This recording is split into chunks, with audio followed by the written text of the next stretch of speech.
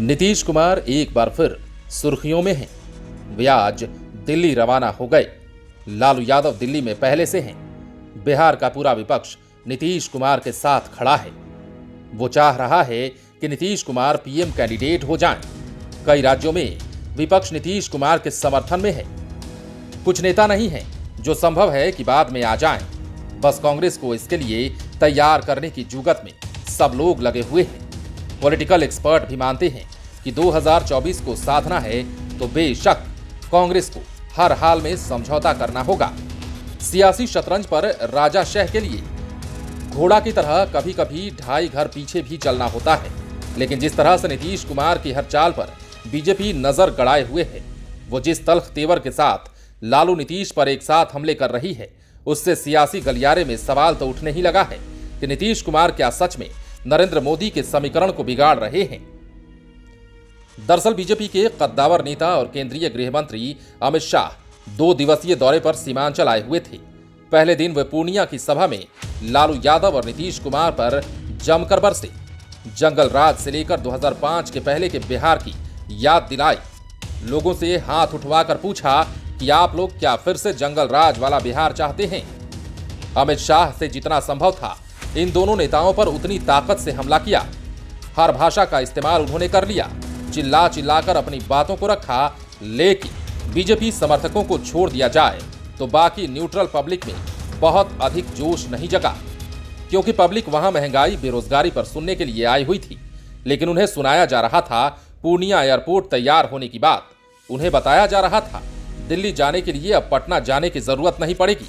लेकिन सबसे बड़ा सवाल तो यह है कि पॉकेट में पैसा रहेगा तब ना आप पटना होकर दिल्ली जाइएगा या सीधे दिल्ली के लिए उड़ान भरिएगा।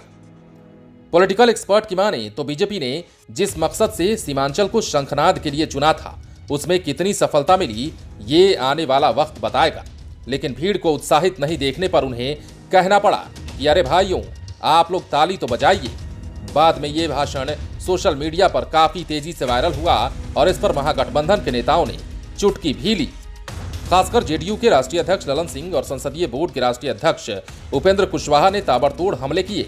उपेंद्र कुशवाहा ने तो उसी दिन ट्वीट कर कहा, पूर्णिया की रैली में अमित शाह जी को बार बार ताली बजाने और जोर से नारे लगाने के लिए आग्रह करना पड़ा। यहां तक कहते सुने गए कि सीमांचल के लोगों का जोश कहां चला गया। इससे साफ है कि उनकी पार्टी के प्रति अब बिहार की जनता में ना तो आकर्षण रहा है और ना ही विश्वास बचा है। आखिर काठ की हांडी कितनी बार चूल्हे पर चढ़ेगी? जनाब, लोग समझ गए हैं झूठा है तेरा वादा, वादा तेरा वादा। जहां तक बीजेपी के सीमांचल से शंखनाद करने की बात है तो बिहार में ध्रुवीकरण के लिए सीमांचल सबसे मुफीद इलाका है। सीमांचल में जब चुनाव आता है तो बीजेपी पोलराइज करने में सफल रहती है। इसका असर पूरे नॉर्थ बिहार तक दिखता है। इसी का नतीजा है कि सीमांचल के बहाने पूरे हिंदी पट्टी में ध्रुवीकरण करने में बीजेपी सफल रही है और पिछले 2 चुनाव से लगातार बीजेपी को सीमांचल में हिंदू वोटों का समर्थन मिला भी है। नीतीश कुमार का पाला बदलने से पहले एनडीए के यहां 3 सांसद थे। जाहिर सी बात है नीतीश कुमार अपने दम पर यहां 2 सीट नहीं जीत पाए थे। अब जब नीतीश कुमार एनडीए से अलग हो गए हैं तो बेशक अब बीजेपी अपने बूते अपनी शक्ति दिखाना चाह रही है और यही कारण रहा है कि नीतीश कुमार और लालू यादव के खिलाफ अमित शाह ने सीमांचल को चुनावी शंखनाद के लिए चुना। सीमांचल का एक फायदा यह भी है कि बीजेपी के एजेंडे में घुसपैठ भी बड़ा मुद्दा है। इस मुद्दे को भुनाने में सीमांचल से बेस्ट लोकेशन कहीं नहीं मिलेगा। यहां से कई राज्यों में सीधा मैसेज जाएगा।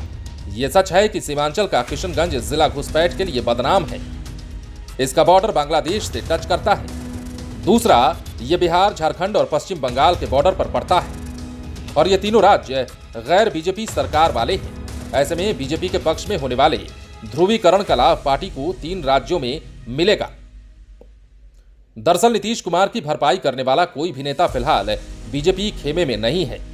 उनके डैमेज कंट्रोल के लिए नरेंद्र मोदी और अमित शाह को भी मैदान में आना होगा और इन दोनों में खुद नरेंद्र मोदी ही ज्यादा इफेक्टिव है।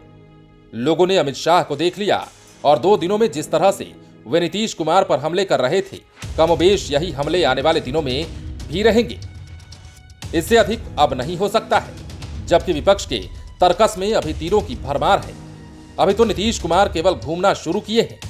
जबकि लालू यादव, ममता बनर्जी, अखिलेश यादव, केसीआर, उमर अब्दुल्ला, सीताराम येचुरी, डी राजा समेत कई नेताओं के बरसने बाकी हैं। कांग्रेस शामिल हो गई तो फिर राहुल गांधी, सोनिया गांधी, प्रियंका गांधी समेत अन्य लाइन में भी आ जाएंगी। बिहार में जवाब देने के लिए तेजस्वी यादव अकेले काफी हैं, क्योंकि अभी देश में दो ही नेता युवाओं के बीच लोकप्रिय हैं, पहला नरेंद्र मोदी और दूसरा तेजस्वी यादव। ऐसे में इस बार विरोधियों को हल्के में लेने की भूल बीजेपी कतई नहीं करेगी। पॉलिटिकल एक्सपर्ट कहते हैं कि विरोधी खेमे को नीतीश कुमार के आ जाने से सभी को बेशक ऑक्सीजन मिला है, इससे आप इनकार नहीं कर सकते हैं। 2014 के बाद पहली बार विरोधी इस तरह एक मंच पर नजर आ रहे हैं और ये 1974 के जेपी आंदोलन की तरह आगे बढ़ रहा है। हालांकि विरोधी नेताओं को एकजुट करना मेंढकों को तराजू पर तौलने जैसी चुनौती है। इसे नीतीश कुमार भी अच्छी तरह से समझ रहे हैं। इसका ये मतलब थोड़ी ही है कि इसके लिए कोशिश ना की जाए। हर बात को समझते हुए नीतीश कुमार ने इस बार आर पार की तैयारी की है और जिस तरह से जेडीयू के राष्ट्रीय अध्यक्ष ललन सिंह घेराबंदी करते नजर आ रहे हैं, उससे इसके संकेत मिल रहे हैं। पॉलिटिकल एक्सपर्ट की माने तो नीतीश कुमार के आने से नेशनल लेवल पर एक नया समीकरण तैयार होता हुआ दिखाई दे रहा है। यह समीकरण मुस्लिम, यादव और कुर्मी का। यदि यह समीकरण आकार ले लेता है तो अगले चुनाव में लगभग 200 सीटों पर बीजेपी की परेशानी को बढ़ा सकता है। खासकर बिहार, यूपी, झारखंड समेत पश्चिम बंगाल में तो इसका असर सीधा दिखेगा। बाकी रणनीति तैयार होती है तो बाकी के हिंदी पट्टी राज्यों में भी ये पॉजिटिव रिजल्ट दे सकता है और इसी से बीजेपी घबराई हुई है। अमित शाह के तल्ख तेवर इसी की ओर इशारा कर रहे हैं और बीजेपी के पास जंगल राज के अलावा हमला करने के लिए कुछ भी नहीं है। बहरहाल अमित शाह ने इसलिए अपनी रैली में जंगल राज के जरिए नीतीश कुमार और लालू यादव पर जमकर बोला। उन्हें पता है कि जंगल राज का डर अभी भी बिहार के इस इलाके में बना हुआ है। नीतीश कुमार पर हमला बोलने का दूसरा विकल्प नहीं है, इसलिए उन्हें वे अब धोखेबाज साबित करना चाहते हैं। चूंकि बीजेपी के डर से लालू यादव डरने वाले नहीं हैं, ऐसे में बीजेपी डराने का नुस्खा नीतीश कुमार पर ही आजमा रही है। बीजेपी के पास मात्र यही एक ऑप्शन है। ऐसे में आने वाले दिनों में पता चलेगा कि नीतीश कुमार को बीजेपी डराने में कितना सफल रही, या फिर लालू यादव और ममता बनर्जी की तरह नीतीश भी नरेंद्र मोदी का मुकाबला करने के लिए तैयार हो गए। बाकी 28 सितंबर को यह भी पता चल जाएगा कि आईआरसीटीसी मामले में तेजस्वी यादव पर कोर्ट का क्या रुख होता है। हालांकि जेडीयू के ललन सिंह ने जिस तरह आईआरसीटीसी मामले को अमित शाह के दिमाग की उपज बताया है, उससे इतना तो पता चल ही रहा है कि इस बार जेडीयू और आरजेडी के बीच का गठबंधन कुछ अलग ही सियासी फेविकोल से हुआ है। लाइव सिटीज के लिए पटना से राजेश ठाकुर की रिपोर्ट। यदि अब तक आपने हमारे YouTube चैनल को सब्सक्राइब नहीं किया है तो सब्सक्राइब कर लीजिए ताकि हम आपको खबरों से अपडेट रख सकें।